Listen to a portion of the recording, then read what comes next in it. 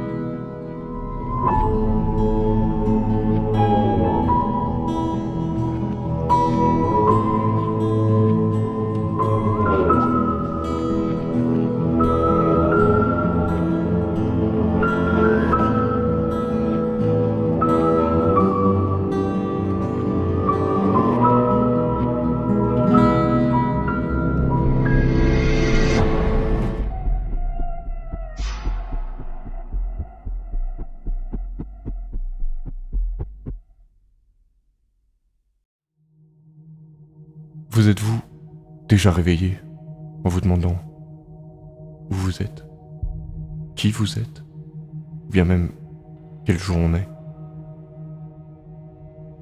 Eh bien moi oui. Et j'ai eu très peu de réponses à ces questions au départ. Et ma première réponse fut la commune de Nickel. Je me rappelle pas grand-chose, juste que j'étais en manches courtes, je mourais de froid, et aussi j'avais une douleur horrible sur tout le corps. Désormais, imaginez-vous, vous vous réveillez sans savoir qui vous êtes, dans une ville fantôme complètement détruite.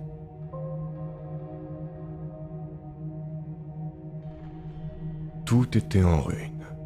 J'ai à peine eu le temps de tout réaliser que la nuit tombait. Et avec la chance que j'ai eue, le bâtiment où j'ai décidé de me réfugier était infesté d'énormes rats, tous aussi gros que des chats.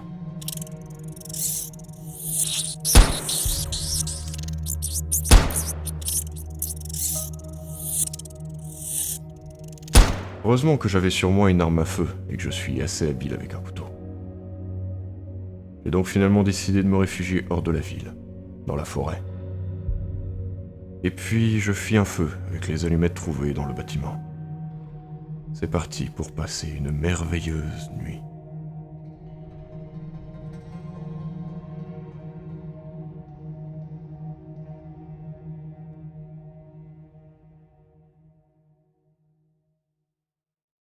Je me souviens qu'au réveil, j'étais assez déterminé.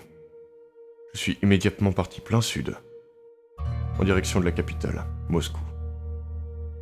Après quelques minutes de marche, je me retrouve à Zapoliarny, une autre petite commune. Elle aussi n'est plus qu'un tas de cailloux, mais dans les décombres, j'y trouve quelques infos intéressantes. Plus précisément une lettre qui informe les habitants de la ville que tous les médicaments ont été réacheminés dans un hôpital de campagne, aménagé dans l'école de la ville. Et que pour avoir ces médicaments, il faut des tickets de rationnement. Je me souviens la première fois que j'ai lu cette fiche, j'étais sans voix. Je l'ai même relue plusieurs fois. Je commençais à comprendre que sûrement une épidémie mortelle avait détruit l'humanité. Au moins sur cette partie-là de la carte. Une autre note à l'hôpital de campagne venait confirmer ceci. Un certain planning d'évacuation.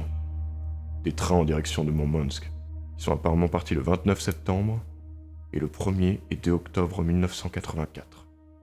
Je connaissais donc ma prochaine destination.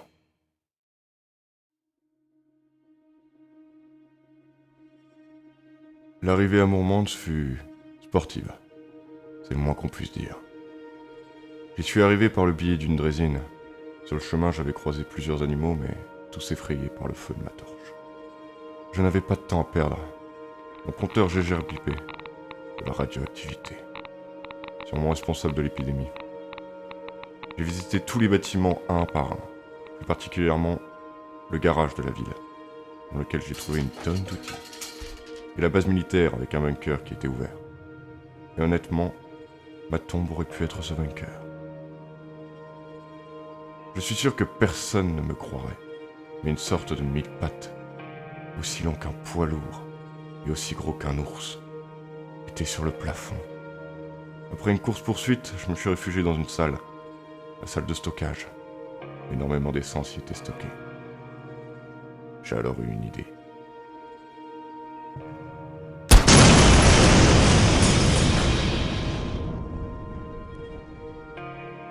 Après l'exploration, j'ai trouvé une salle de contrôle avec une radio. J'ai redémarré le générateur et allumé la radio.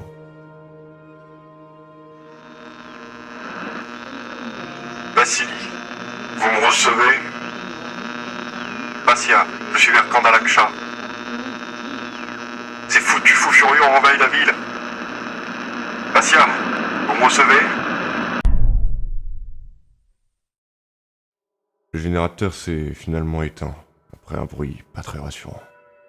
Et toute l'essence qui était dedans y coulait. J'ai donc finalement décidé de partir, et de continuer vers le sud. Je me souviens que c'est à Montchegorsk que j'ai vu le premier humain depuis que je me suis réveillé. Et ce ne fut pas vraiment une rencontre amicale. Dans la maison, il y avait beaucoup de documents militaires, d'un officier, sûrement la personne que je venais de tuer. À ma défense, ça se voyait qu'il n'avait pas toute sa tête.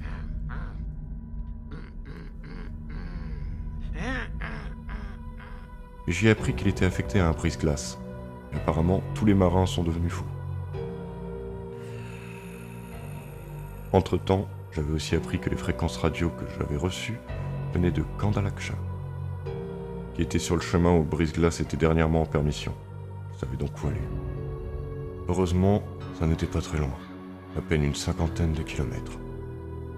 J'espérais enfin trouver des réponses à toutes mes questions. Si on peut encore rêver. Mais la nuit tombe. Et donc, pas de temps à perdre. Mais en continuant de fouiller dans les papiers du militaire, j'ai trouvé un aérosol, avec au dos écrit « They are ».